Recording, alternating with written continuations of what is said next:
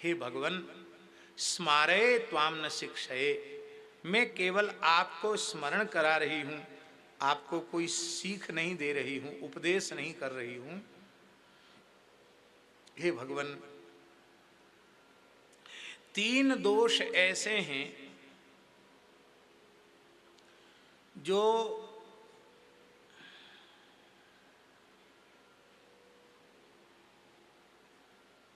उन्नति के सर्वोच्च शिखर पर अवस्थित व्यक्ति को भी नीचे गिरा सकते हैं।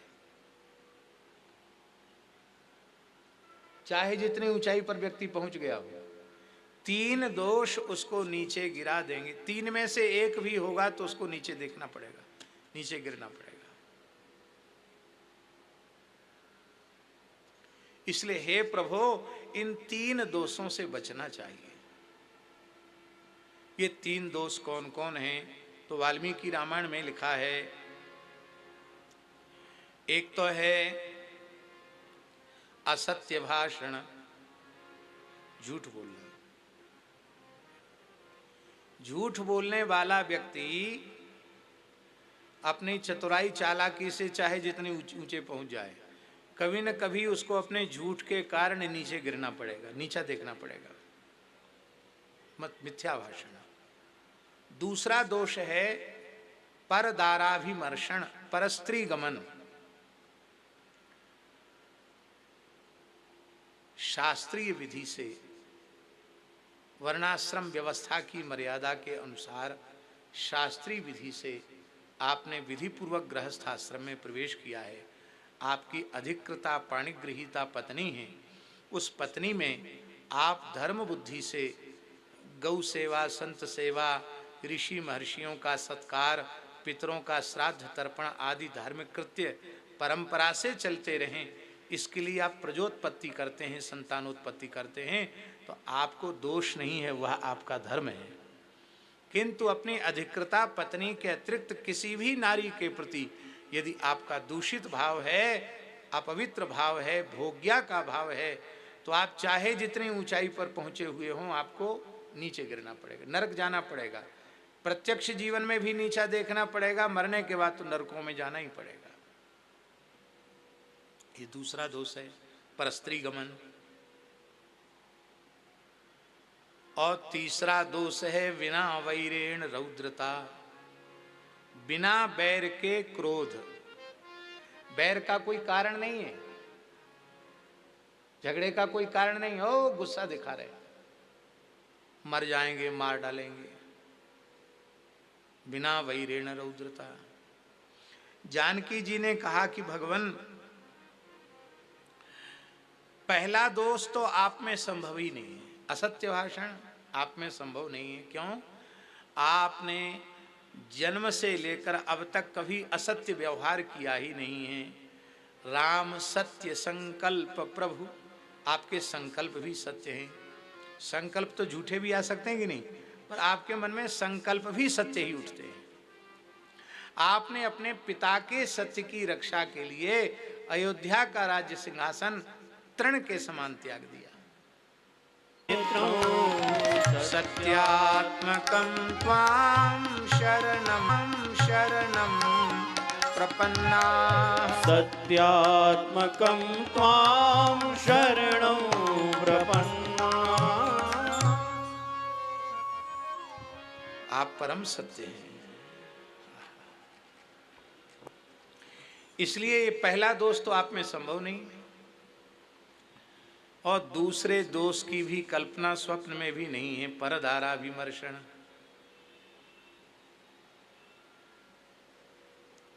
आहा,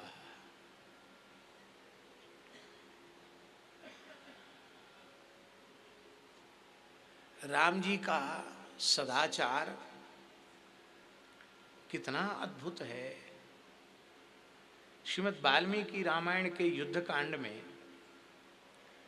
विद्युत जिह्वा नाम के राक्षस ने रावण से कहा है कि तुम बलपूर्वक सीता का स्पर्श करके अपने अभीष्ट की पूर्ति क्यों नहीं कर लेते हो? बोले वो सती है, मुझे भस्मसात कर देगी। तो बोले तुम जब यति का वेश धारण करके सीता का हरण कर सकते हो तो राम जी का रूप धारण करके सीता के सतीत्व को नष्ट क्यों नहीं कर सकते? तो रावण ने क्या कहा? रावण ने कहा कि राम रूप धारण करने के लिए मुझे राम जी के स्वरूप का चिंतन करना पड़ेगा, ध्यान करना पड़ेगा, और उनके स्वरूप का ध्यान करते ही मुझे तो मंदोदरी भी माता के रूप में दिखाई पड़ने लग जाती है, तो दूसरी स्त्री के प्रति मेरी दुर्वृत्ति कैसे होगी? हमारी अपनी मंदोदरी भी हाथ से निकल जाएगी। राम जी तो राम जी हैं। विदेह राज नंदनी श्री जानकी जी के अतिरिक्त किसी भी नारी के प्रति उनका पत्नी भाव नहीं।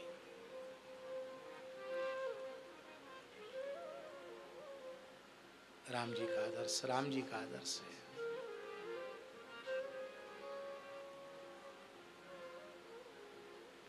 यही है बैरियू राम बड़ाई करे। शत्रु भी राम जी की प्रशंसा करते हैं, उनके सदाचार की प्रशंसा करते हैं। जब लक्ष्मण जी ने मेघनाद का वध कर दिया और मेघनाद की पत्नी सुलोचना सती होना चाहती है, अपने ससुर रावण के पास रोकर कहती है कि मैं सती होना चाहती हूँ, उसके लिए मुझे पति का देह चाहिए। तो रावण ने कहा कि जाओ राम जी के सामने जाओ, युद्ध के मैदान में जाओ और अपने पति का देह प्राप्त करो और सतीत्व धर्म का पालन करो। तो उस समय रावण के मंत्रियों ने कहा कि अरे अपनी एकमात्र कुलवधू युवराज अंगद, युवराज मेघनाद की पत्नी को, जो लंका की साम्राज्ञी बनने वाली है, उसको आप शत्रुओं की सेना में भेज रहे हैं। आप विचार नहीं करते? सेना भेजिए, ये आपसे मांग रही है तो आपका कर्तव्य है कि शरीर लाकर इसको दीजिए, इसको आप भेज रहे हैं। रावण ने कहा लंका में कोई स्त्री आ जाए उसके लिए खतरे की बात है, लेकिन राम जी के सामने कोई भी विश्व ब्रह्मांड की सर्वोच्च सुंदरी स्त्री किसी भी अवस्था में चली जाए, वहां कोई भय की बात नहीं। जाओ।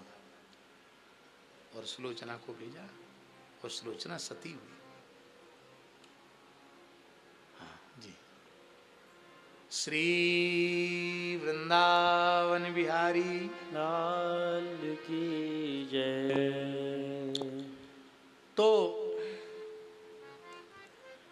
ये परस्त्री गमन भी आप में स्वप्न में भी संभव नहीं है। तीसरा दोष आ गया आप में, बिना वैरेण रौद्रता। राक्षसों ने कुछ भी आपका बिगाड़ा नहीं और आपने प्रतिज्ञा कर ली, निश्चरहीन करो मही भुज उठाय प्रणकीन। और हे भगवन,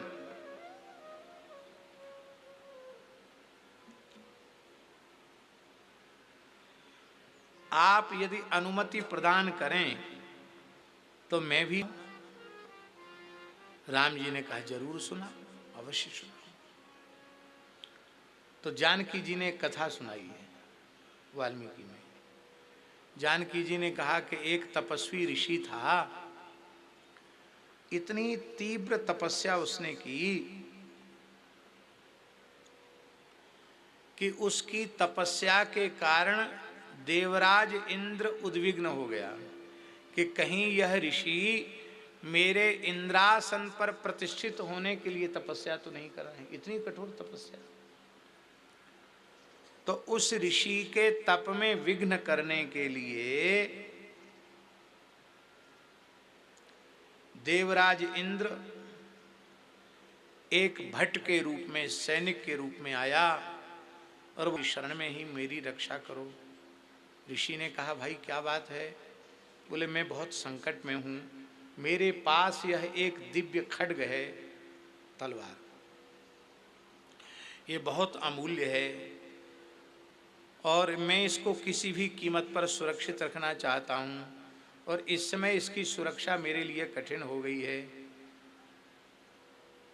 लोग मेरे पीछे पड़े हैं, तो आप ऐसा करो, धरोहर के रूप में हमारे इस खड्ग को सुरक्षित रख लो।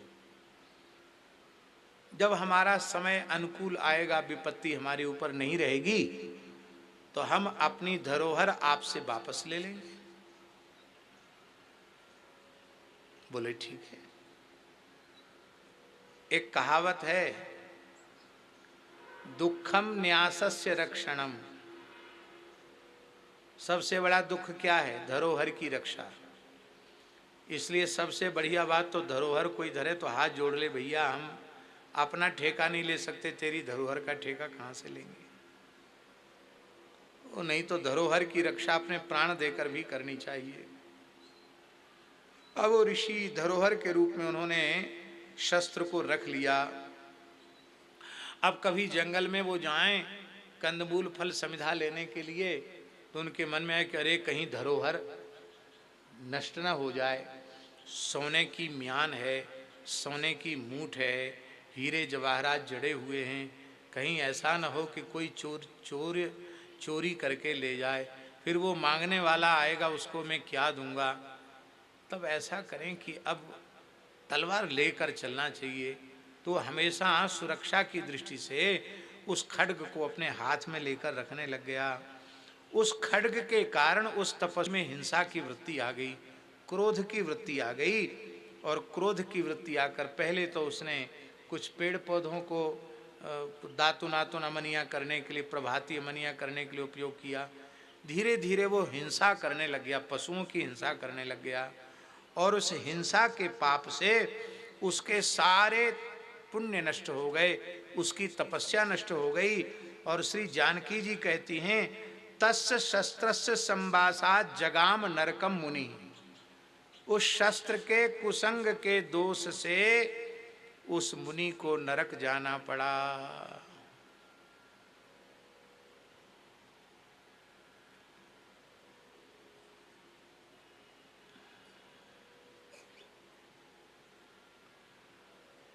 जानकी जी के कहने का भाव क्या है? जानकी जी के कहने का भाव ये है कि प्रभु दोष तीसरा भी आप में नहीं है,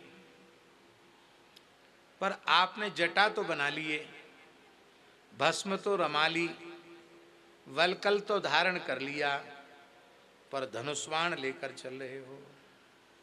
ये हथियार के कारण आप में क्रोध आया, इसलिए आपको तो ये धनुष बाण सब अयोध्या जी में ही रख के आना चाहिए था। महात्मा कहाँ हथियार लेके घूमते हैं? आजकल तो उसी को बड़ा महात्मा माना जाता जिसके पास हथियार वाले लोग हों।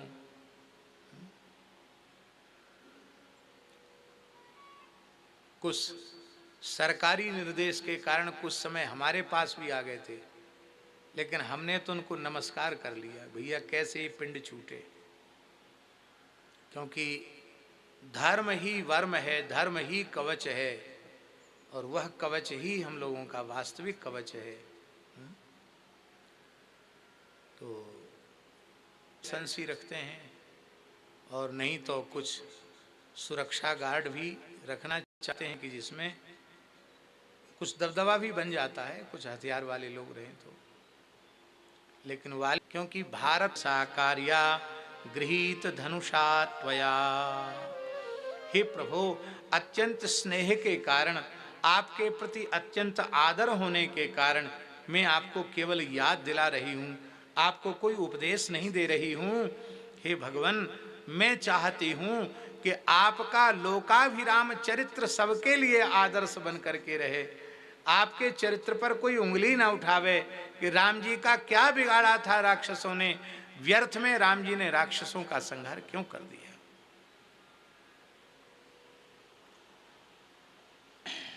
राम जी ने कहा, सीते,